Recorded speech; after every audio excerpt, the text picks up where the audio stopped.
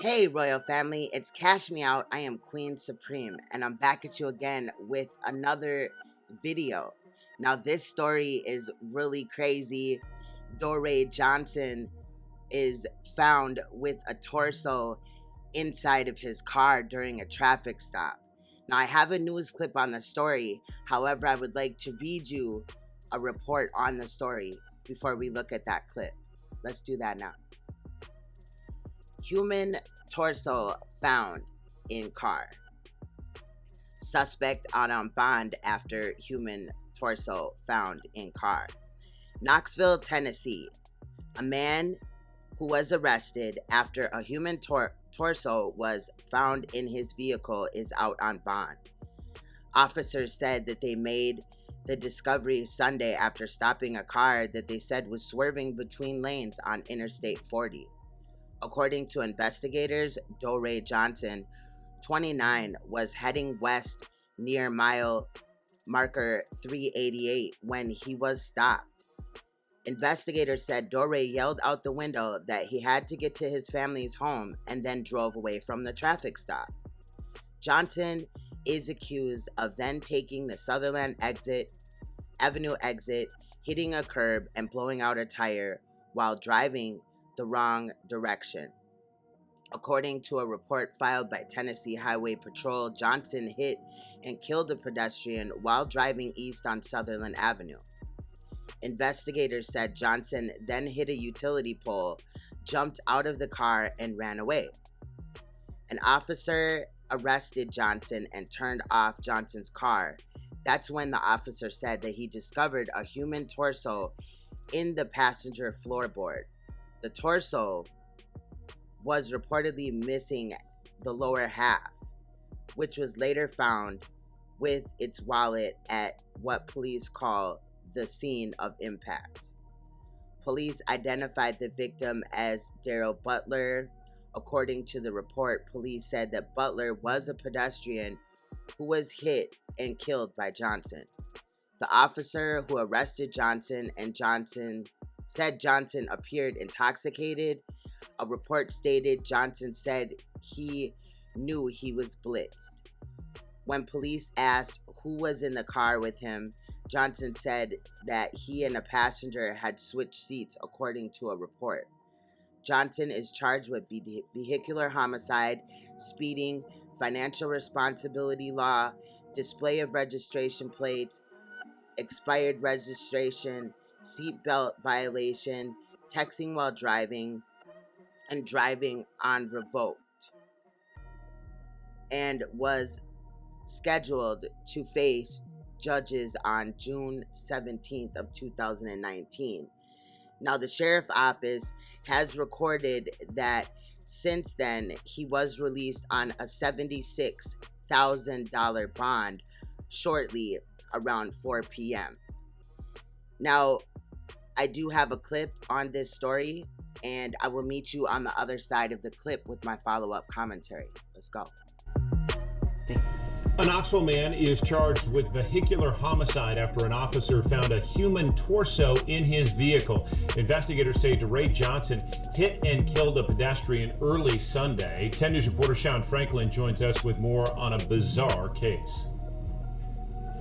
Here at the corner of Sutherland Avenue and Harry Street, witnesses say that there is now a fresh pole from where the car rammed into it and destroyed it.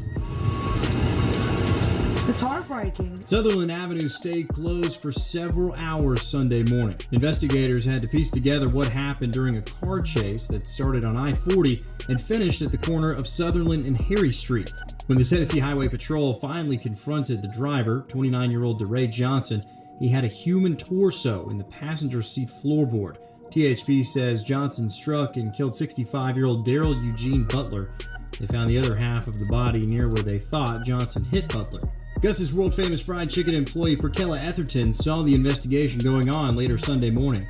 Looked like someone had come completely through the windshield. There was like a big, huge hole in the windshield. The report says Johnson had been driving erratically on I-40 heading west near downtown. When a trooper pulled him over, the officer heard him yelling that he had to get his family. Johnson then drove off. The trooper followed him down the 17th Street exit and onto Western and then to Middlebrook. He then crashed into the pole on Sutherland. Investigators believe Johnson was driving while intoxicated, and the report says there was evidence of drug use. He told the trooper he was, quote, blitzed after drinking 1,800 tequila. The warrant says when asked who was in the Chevy with him, Johnson said he and the passenger had switched seats. Johnson faces charges of vehicular homicide, evading arrest, and driving with a revoked license. He has a lengthy arrest record that includes DUI in 2017 in Knox County. THP says they will continue to investigate what happened. Back to you. Thank you, Sean. That suspect may face even more charges as this investigation unfolds. Right now, the suspect faces a charge of vehicular homicide by intoxication, as Sean reported. If convicted on that alone, he faces several years in prison. WBIR legal analyst Don Boss says he expects we may see more charges. If the defendant placed the torso in the vehicle, it certainly shows evidence of knowledge that he committed a crime of vehicular homicide and that he was leaving the scene and tampering with evidence. While those are serious charges, they're not as serious as the underlying vehicular homicide.